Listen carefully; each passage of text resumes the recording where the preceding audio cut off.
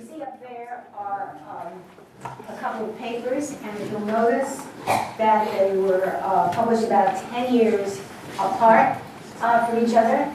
And the first one actually appeared in the 80s. I think I haven't got my glasses, but I'm sure that's right. And they started on the basis of some interviews. I think it was my fourth graduate student did on the way to get his PhD. And so I will, I hope, illustrate that because that's one of my favorite interviews, and you'll see why.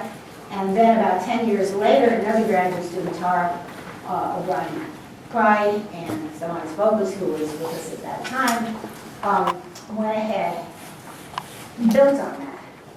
And as you'll see, did put together the tutorial that we're going to work through today.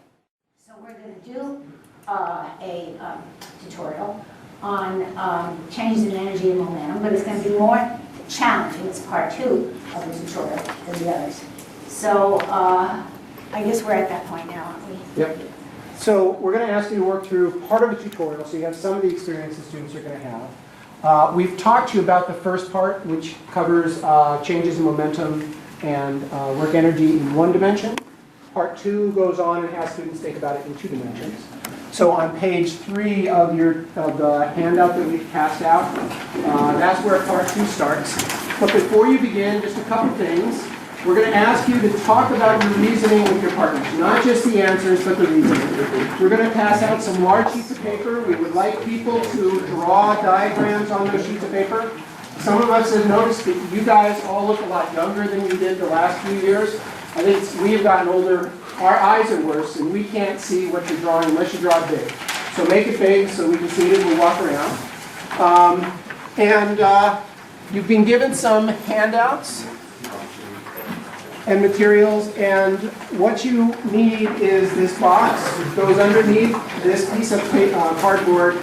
There's a sheet that's already attached that you can fold out like this, and you're going to be using this ramp to roll the ball down the incline. And the washer, everybody always asks, is for resting the ball when you're not using it so it doesn't roll off the table. And the assumption is students have seen these ideas, they've seen kinematics, dynamics in class. This tutorial comes after lecture instruction. So the assumption is students have these ideas and they're trying to apply them in this more complicated circumstance. And we're going to try to walk around and illustrate the kinds of interactions that we have with students as we're walking around.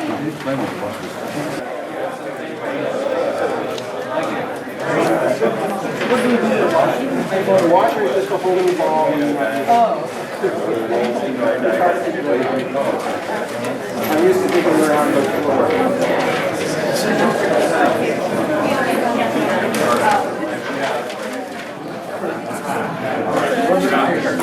I'm not sure.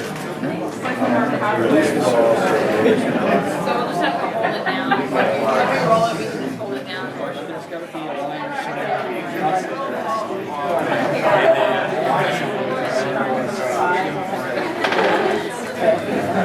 That's the question. How do you represent these ideas in physics?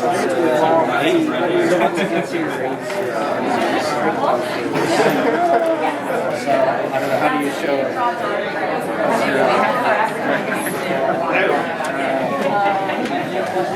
These constant. Net full. There's no. Yeah,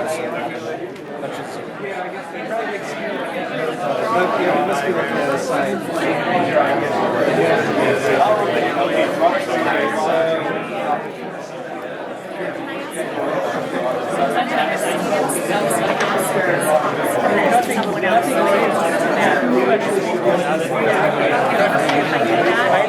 Then it's really crazy, and then it became the same.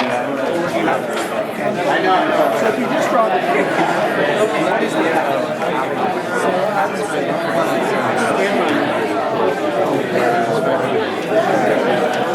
and then I think you're asking about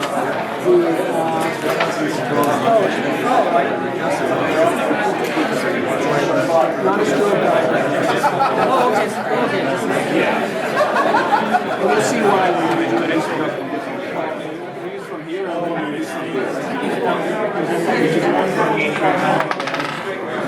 meant something like this.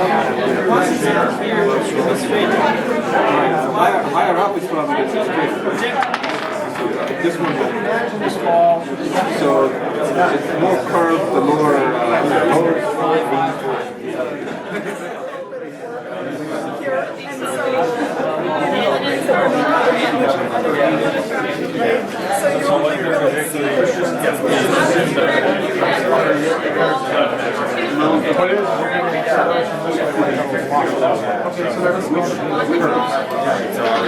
Like a parable. It doesn't change.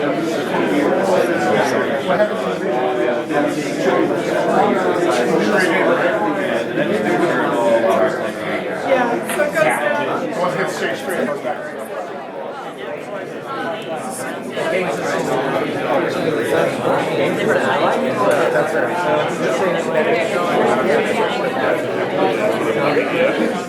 The next motion. White motion is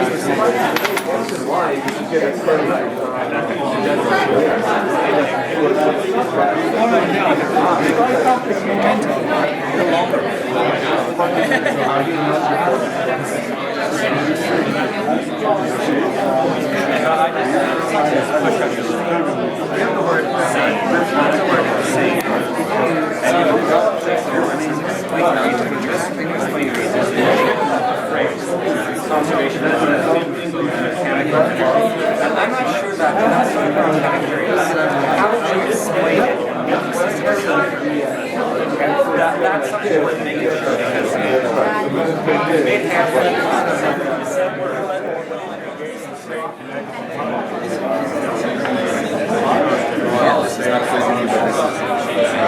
conservation of energy. Seems like an ironclad reason. Okay, let me try and break this. So in the second experiment, I notice there's a component of the velocity perpendicular to the influence. In the first experiment, there's no component. In the second experiment, doesn't that component that's present, that was missing in the first case, doesn't that increase the speed? No, because we decided that the acceleration is always that way. Right? I'm with you. So This direction, this component doesn't, this velocity component doesn't change. true. I'm with you there. Let me call that velocity component being curved. And this acceleration doesn't change. So in this direction, I've got a delta V is let me call that delta V. Sure. In this direction, I've got a delta V, which is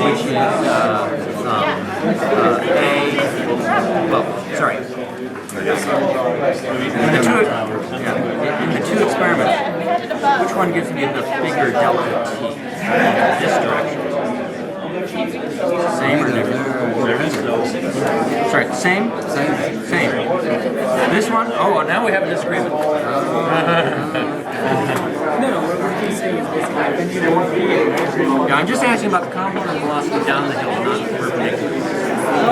When it's there versus there, which one gives me the bigger component velocity? I'll call it parallel. Oh, I see. The biggest delta V, right? Which one gives me the biggest delta V down the hill? Like that? Or like that? Oh yeah, it's very hard to. It happens so fast. I find the experiment hard to